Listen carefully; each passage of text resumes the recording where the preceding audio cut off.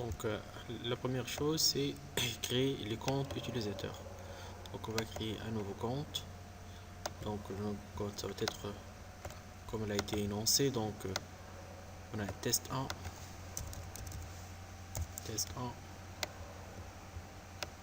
d'accord. Donc administrateur, ainsi de suite. On a créé test. Donc ceci. Donc test 1. Ok. Donc on va créer un mot de passe sur ce compte là. Donc le mot de passe va être password. Donc password.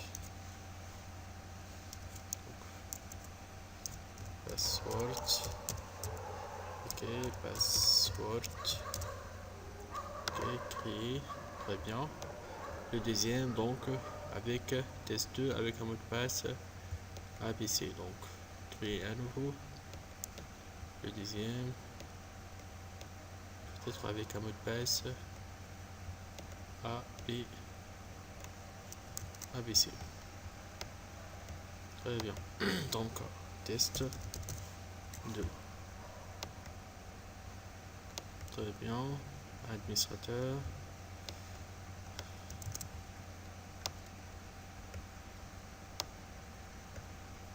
Créer. On va créer le mot de passe. Test 2. Créer un mot de passe. Le mot de passe c'est ABD. Donc ABD. Très bien. On va créer le troisième. Test 3. Suivant. Créer. Et on va créer le mot de passe 3A. Donc test 3 avec un mot de passe 3A. Très bien. Donc il reste le dernier, test 4. Donc test 4. Suivant. Et créer. On va créer. Donc on va juste modifier test 4 et lui donner un mot de passe. On va juste copier-coller le mot de passe qui a été écrit ici. D'accord.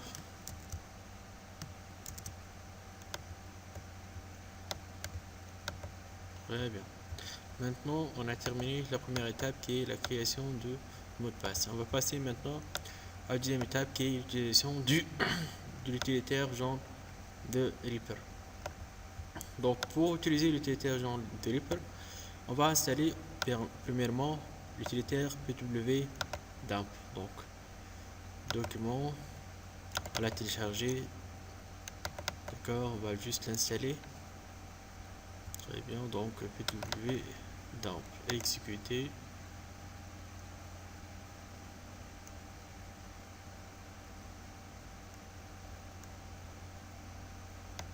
D'accord.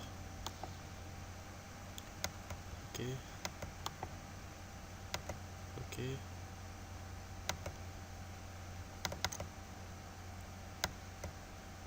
Exécuter. C'est bon. Par la suite, on va lancer jaune de Reaper. Donc jaune de Reaper. Récupérer les endions donc dans un fichier texte. Très bien. Donc qu'est-ce qu'on va faire? Tout d'abord, comment utiliser ces deux outils-là? On va tout d'abord copier les deux fichiers et les mettre dans un dossier dans ces deux points pour qu'ils soient donc accessibles d'une façon très bien. Donc très bien.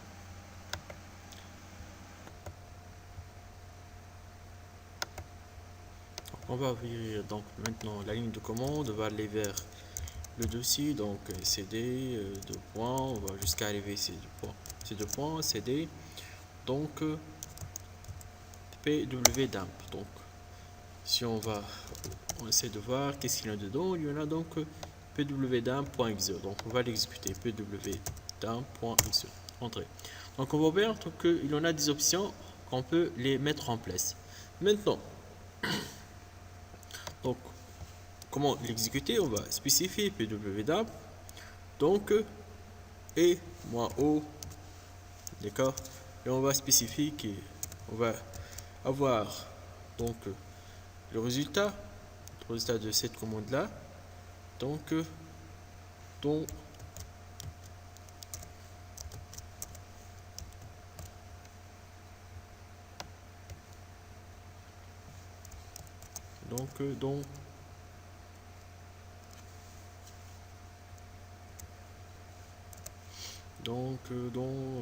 password.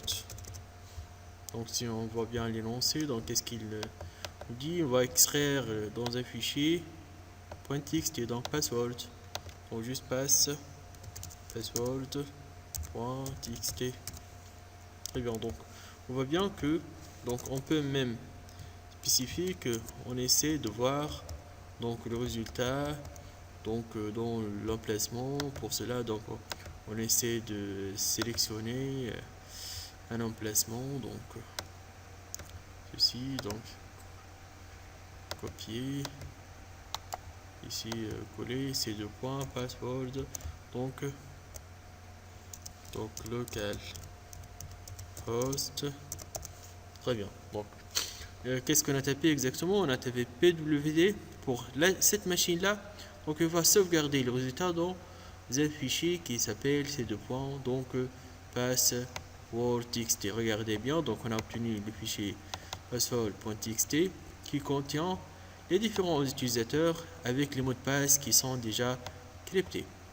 Très bien, donc la première étape c'est l'obtention des mots de passe craqués a été bien fait avec succès. Donc on va passer maintenant à comment installer l'utilitaire et appliquer ces fichiers de mots de passe et récupérer. Très bien. Donc très bien. Donc maintenant on va utiliser John the Ripper pour bien donc je vais optimiser un peu l'affichage. Je vais fermer le fichier. Je vais lancer donc maintenant donc John the Ripper, d'accord. Donc pour cela je vais placer donc une copie de ce fichier là donc dans le dossier donc d'exécution de John the Ripper. Très bien, maintenant on va aller depuis la ligne de commande, donc cd cd John,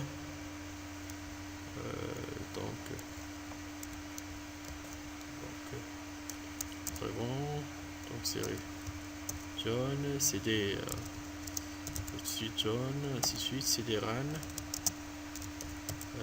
entrée. Maintenant on va taper juste john.exe, on va le donner donc le mode juste le fichier texte, donc très bien. Qu'est-ce que vous voyez ici? Donc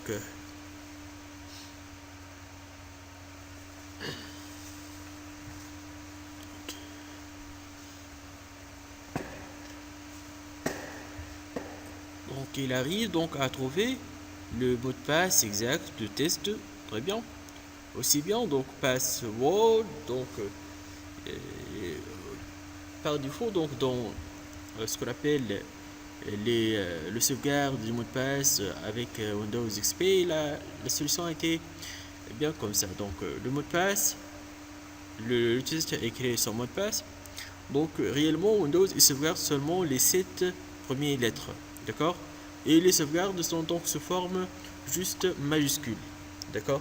Donc il va les sauvegarder sous forme majuscule. Donc pour cela on va trouver justement password, donc 3A et donc test2 AB ABD. Donc il est en train de chercher s'il peut donc y trouver donc les autres mots de passe. Laissons-le donc chercher les autres mots de passe. Très bien. Donc quelle est l'étape suivante? Donc pour cela, donc pour savoir bien sûr tout ce qui est comment donc Windows XP, sauvegarde de mot de passe. Donc vous trouvez donc par la suite une documentation, un livre qui vous aidera à bien comprendre celle-là.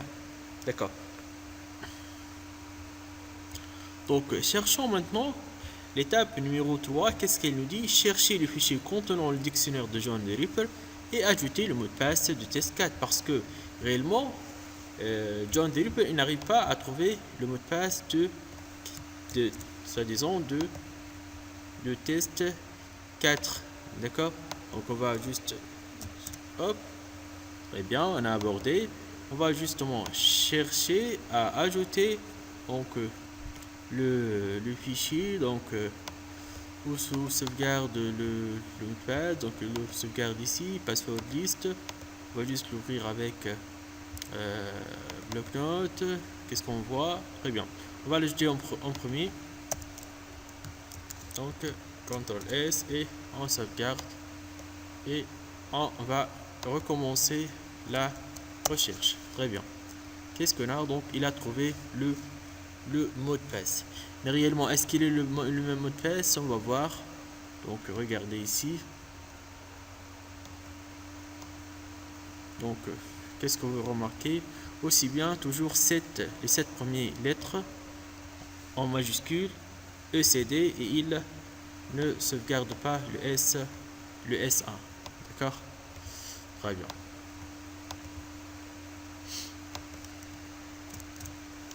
Très bien. Donc, on peut dire que c'est bien, on a trouvé les mots de passe. Donc passons maintenant.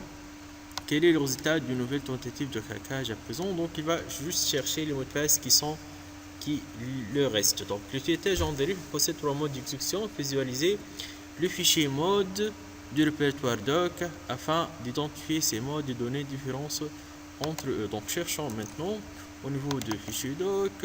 Donc, on va chercher, on va lire ce contenu-là.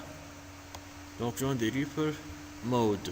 Donc, on a ce qu'on appelle le premier mode, c'est Word List Mode. This is the simple cracking mode supported by John. All you need to do is specify word list. C'est-à-dire qu'on va utiliser un dictionnaire, ce qu'on appelle un word list, c'est-à-dire une liste des mots qui peuvent être des mots de passe. D'accord? Le deuxième mode, c'est ce qu'on appelle Single Crack Mode. This is the mode you should start cracking with. It will use the login name and user's home directory name as candidate passwords, also with a large set of mangling rules applied. Since the information is all used against words, password for the account was taken from, and donc il va essayer d'utiliser des signes, soi-disant des sigles, soi-disant il va essayer de trouver si l'on a des mots qui s'approchent bien au login. D'accord? Incremental, donc incremental, ça c'est bien ce qu'on appelle trouver le mot de passe, quel que soit le mot de passe. Donc this is the most powerful cracking mode. It can try all possible character combination as password. Donc il va chercher tous les mots de passe, disons toutes les combinaisons possibles. Par la suite, on a external mode. You can define an external cracking mode for use with John. It is done with the configuration file. Donc, external mode, donc c'est ce qu'on appelle utiliser un autre donc utiliser un autre programme, c'est-à-dire qui est externe à John pour récupérer et trouver le mot de passe. Donc c'est un peu c'est pas un peu clair, mais ça se trouve. Donc l'utilité John the Ripper possède un mode, on l'a fait déjà. Donc ajouter un utilisateur dans le login T5 et le mot de passe TFM. Donc puis essayer de craquer ce mot de passe en utilisant le mode incrémental, donner la commande adéquate et commenter le résultat.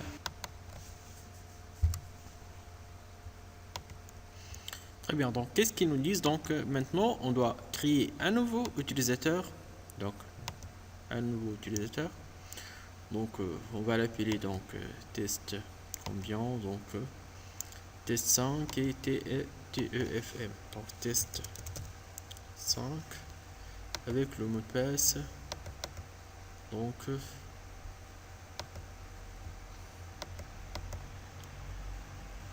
TEFM.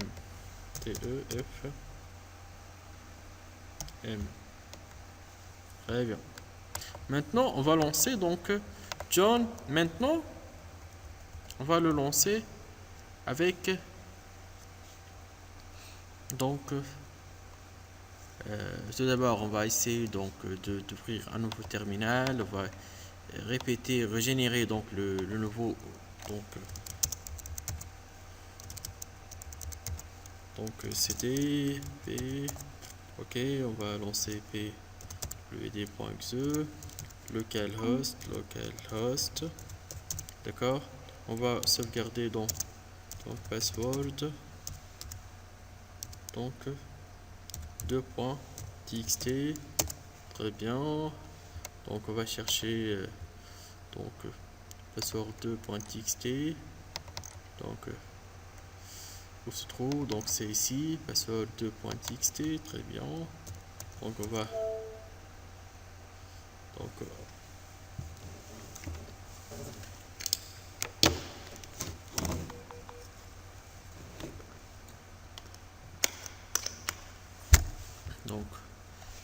on va prendre donc password 2, ceci, on va prendre une copie et on va la mettre aussi bien au niveau de l'exécution de John Delpit. Maintenant on peut revenir à John Delpit et on peut donc maintenant exécuter la commande qui est John avec le mot de passe. Maintenant on va utiliser le mode incrémental. Pour le faire, il suffit donc de taper donc justement on doit spécifier qu'il en a donc c'est password non pas password. D'accord. Très bien, donc il a trouvé. Maintenant je vois bien qu'il a trouvé test 5. Très bien. Donc comment il a trouvé? En utilisant le mode incrémental, c'est-à-dire il a essayé de trouver les combinaisons qui peuvent être valides. Très bien. Donc je pense maintenant qu'on a terminé donc la partie numéro 1 du TP.